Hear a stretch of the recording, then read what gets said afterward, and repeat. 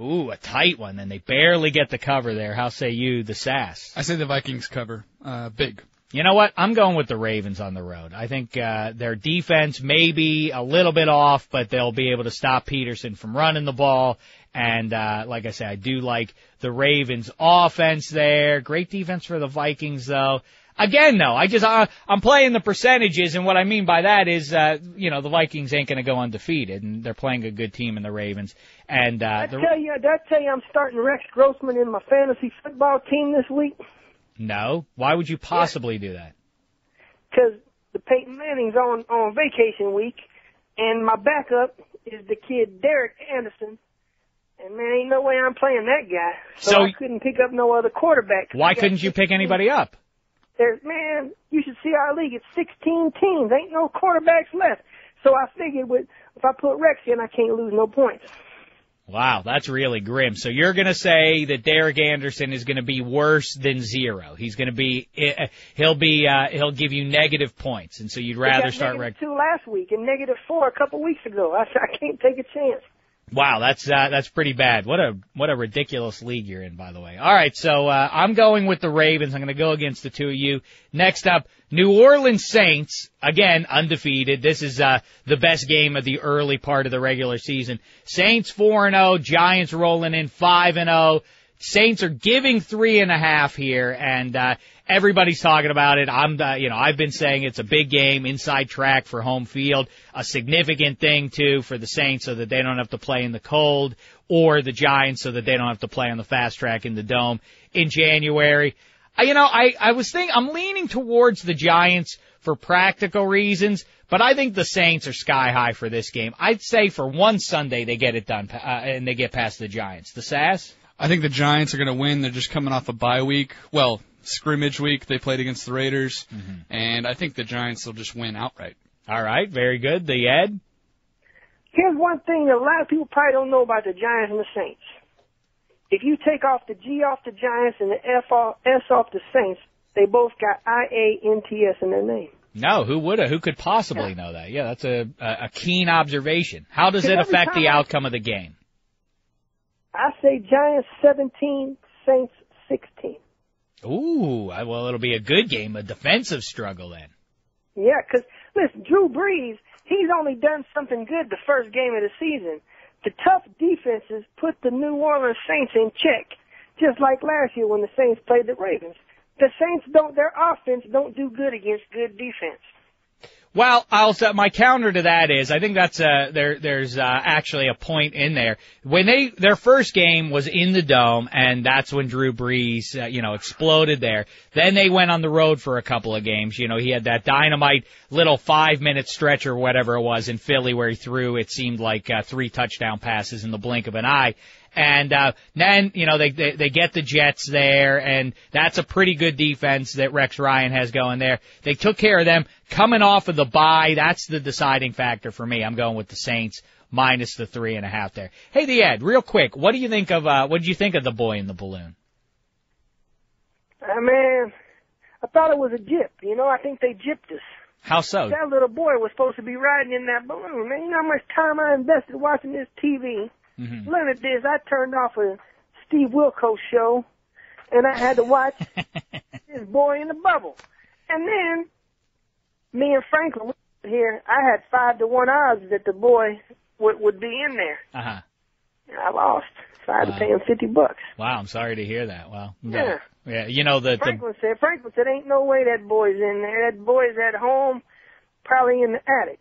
Yeah. Oh, he even actually guessed attic. Wow. Yeah, that's what he said. Well, listen, congratulations to Franklin and congratulations to the little boy, because the good news is you may feel gypped, but the good news is he's safe and sound, right? I don't know. He's probably going to get a big whipping. I don't know if his parents do that sort of old school discipline. Hey, I know Steve Wilkos. He used to be a security guard on Jerry Springer, and my ex-girlfriend was a producer on Jerry Springer in Chicago. I've hung out with him many times. He's a swell fella. He looks a lot like Cal Ripken. He does a little bit. He was a Chicago cop. I don't know if he's still doing that. I guess not, if he's now hosting his own TV show. Oh, he's got his own show, man. It's a good show. You like that one? Probably get him as a guest on your show. Yeah, well, maybe I'll look into that. So I wanna go on his show. you do, to talk about what? Yeah, see how he's doing. I don't know, what kind of show would that be? I just talk to him. You would just go on and say, so how are you doing? Yeah. Then he would answer you, and then what would you do for the next 57 minutes? Well, we'd probably talk about other stuff that we could talk about, you know. Because sometimes when you sit down with somebody and you talk to them, you could find out a whole bunch of information. Yeah, I mean, you know, that's probably true. Yeah, and listen, you are an inspired conversationalist. There's no two ways about that. I don't talk very much, but if I talk, it's because I got something to talk about. Yeah, you have something to say, that's for sure. So, all right, Carolina Panthers are at Tampa Bay. How bad is it for the Buccaneers that they're at home and they are getting 3 points from the 1-3 Panthers? I happen to like it, though. I think the Panthers, while they're not going to get back into the playoffs or anything like that, I do think there have been, Jake Delhomme has not looked good, but that running game has to get going a little bit here. At some point, Julius Peppers is playing for the next contract, so on and so forth. I think John Fox is a good coach. I'm going with the Panthers minus the 3.5 at Tampa Bay, who is quietly in the running for the worst team in all the NFL. How say you this, Sass? Yeah, speaking of worst teams in the NFL, it's hard to imagine that there's so many bad teams. I know you've already talked about it in an era of parity. How could there be this many teams that buck the trend, that don't follow the rules of being able to be competitive one year to the next? Well, Phil Simms said, though, on Inside the NFL, and it was a great point. They always say, hey, any given Sunday, one pro team can beat the other. Not really. Not right. This year. This year, look at the Steelers and Browns. What would have to happen for the Browns to come into Pittsburgh and win that game? Are the Lions going to go into Green Bay and beat them? You know, you look at these games, and there are some pretty easy picks to be had out there on the board just because of how bad the Rams are, the Buccaneers, the Chiefs, and so on. What were you finish your thought? I'll tell you this. You know how they've been wearing those throwback uniforms? Yes. If the Steelers put in throwback players, they would still win this week. That was a joke. Well done, Ed. All I was going to say is just I haven't seen this level of disparity since you had, 49ers, Cowboys, Packers in the early to mid 90s, and that was it. And whoever they were going to play in the Super Bowl. You're forgetting. There was more parity actually in that era than there was in the 70s because those teams. I like it better when there's good teams and there's really bad teams. Because you know what? I don't care about watching a blowout. I love watching a blowout. I'm fine with that too. I agree with you. People get humiliated on it. Yeah, humiliated. I like that too. And the difference between the 70s, and there were some, almost every year, there were some really, really stinking teams out there, but you had these legendarily great teams, the Cowboys, the Vikings, the Steelers, the Raiders, the Dolphins, and that was about it. The Rams were good. They were in the mix here and there, but those teams I just named dominated the NFL, and most other teams were pretty lousy. The difference now is, in 2009, who are the really great teams? Maybe the Giants, if they get everybody healthy on that defense, they could be the dominant team by far and away. The Colts, maybe, but they're a little flawed. I think Brady's going to hit his stride, but that defense isn't going to change. It's only so-so.